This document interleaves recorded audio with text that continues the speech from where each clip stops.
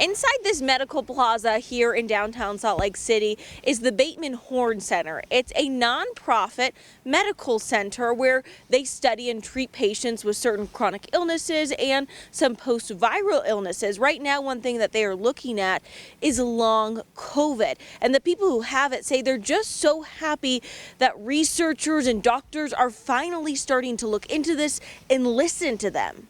It's been a crazy journey. Lisa O'Brien started feeling sick in March. She didn't know it at the time, but that was the start of her journey with COVID-19. My doctor, after I got the blood clot in my lung in week 12, was like, yeah, you probably had COVID. As the weeks went on, she says more symptoms and health issues began.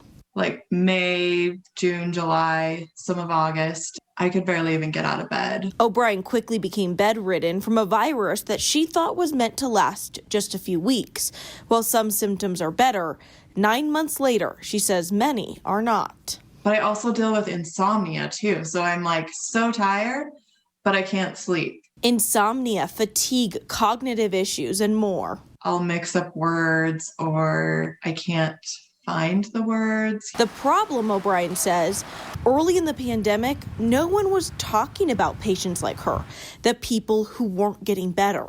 I just thought I have to create a local group here and find everybody here so that I can prove that it's an issue. She started this Facebook page with now over 1,000 members, with people like O'Brien and Tanner OLSON.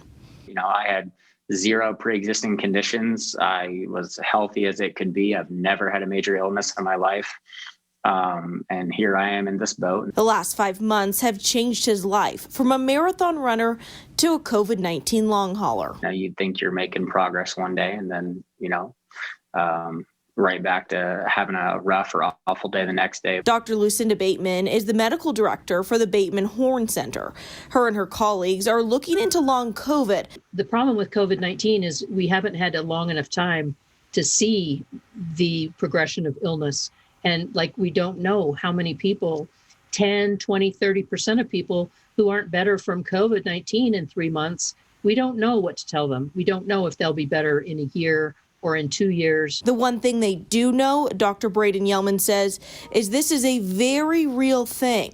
Just because we don't have a lab test or a specific imaging test that we can do immediately to give you a yay or nay on post-COVID doesn't mean this is in your head. This is real. It's going to be a long journey on both sides, Dr. Bateman says, for the doctors and the patients.